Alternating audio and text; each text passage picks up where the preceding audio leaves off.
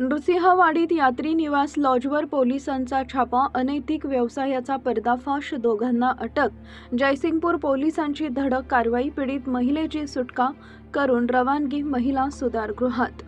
येथील मधुसूदन यात्री निवास लॉजवर एका महिलेकडून जबरदस्तीनं अनैतिक व्यवसाय करून घेतला जात असल्याचा प्रकार उघडकीस आलेला आहे. मिळालेल्या माहितीच्या आधारे जयसिंगपूर पोलिसांनी दिनांक 18 रोजी सायंकाळी या लॉजवर छापा टाकून या रॅकेटचा पर्दाफाश केला.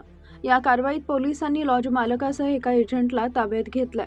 प्रसाद मधुकर शेंडगे, वय वर्ष 32, राहणार लॉज मालक, आणि कुमार रामचंद्र देसाई, वय वर्ष 28, राहणार एजंट, अशी ताब्यात घेण्यात आलेल्या संशयितांची नावं आहेत. नृसिंहवाडी हद्दीतील मधुसूदन यात्री निवास इथे एका महिलेला डांबून तिच्याकडून जबरदस्तीनं अनैतिक व्यवसाय करून घेतला जात असल्याची पक्की माहिती जयसिंगपूर पोलिसांना मिळाली होती.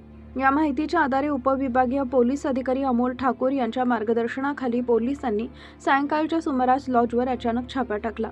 छापा दरम्यान पोलिसांनी पीडित महिलेची सुटका केली. तिची रवानगी सुरक्षिततेच्या दृष्टीनं महिला सुधारगृहात केली आहे. तसेच घटनास्थळावरून रोकड, 2 मोबाईल हँडसेट आणि 1 मोबाईल मोटरसायकल असा मुद्देमाल जप्त करण्यात आला आहे. ही कारवाई पोलीस हेड कॉन्स्टेबल प्रकाश हंकारे, बांदे, कांबळे यांच्यासह निर्भया पथकातील कर्मचाऱ्यांनी यशस्वीरित्या पार पाडली आहे. या प्रकरणाचा पुढील तपास जयसिंगपूर पोलीस करत आहेत. आमच्या प्रतिनिधींचं पाहत रहा CK24 न्यूज.